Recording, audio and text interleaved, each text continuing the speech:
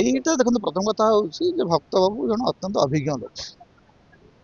ପୂର୍ବତନ ମନ୍ତ୍ରୀ ଥିଲେ, 3 ଥର ସାଂସଦ ରହିଛନ୍ତି, ବିଧାୟକ ରହିଛନ୍ତି।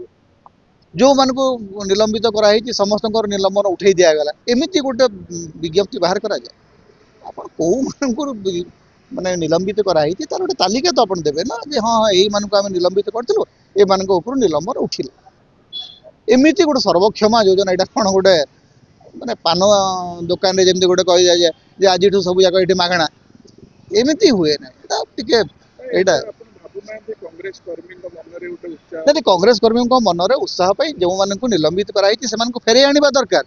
କିନ୍ତୁ କୋଉମାନଙ୍କୁ ଫେରେଇ ଆଣିବା, କୋଉମାନଙ୍କୁ ଆପଣ ଫେରେଇ ଆଣୁଛନ୍ତି ତାର ଗୋଟେ ତାଲିକା ପ୍ରକାଶ କରିବାଟା କ'ଣ ଏତେ ଗୋଟେ ଡିଫିକଲ୍ଟ କାମ ଯେ ଆପଣ କହିଲେ ନା ଯେଉଁମାନଙ୍କୁ ନିଲମ୍ବିତ, କୋଉମାନଙ୍କୁ ନିଲମ୍ବିତ କରାଯାଇଛି କିଏ ମନେ ରଖିଛି?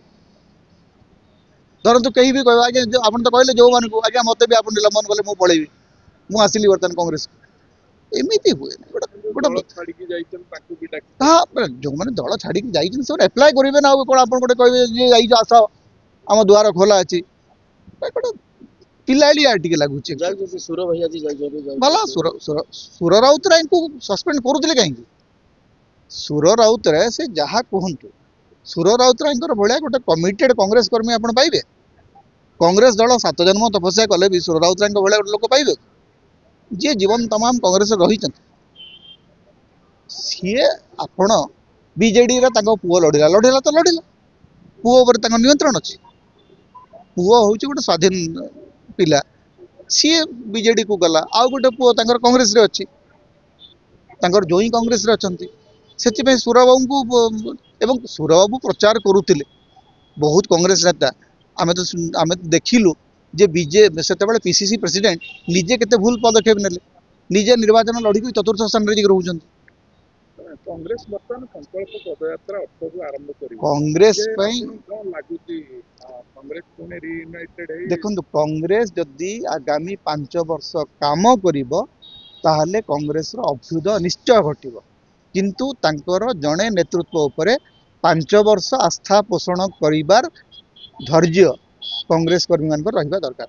ଏ ଯେଉଁ ସାଙ୍ଗେ ସାଙ୍ଗେ ଯେଉଁଦିନ ସଭାପତି ନିର୍ବାଚନ ହେଇଗଲା ତାପରେ ସମସ୍ତେ ଏକାସ୍ତି ହେଇକରି ଭୋଜି ଖାଇବେ, ତା ପରଦିନ ପୁଣି ପରସ୍ପର ବିରୋଧରେ ଯେ ଗପିବା ଆରମ୍ଭ କରିବେ, ତାହେଲେ ସେଇଟା ହେବ ନାହିଁ।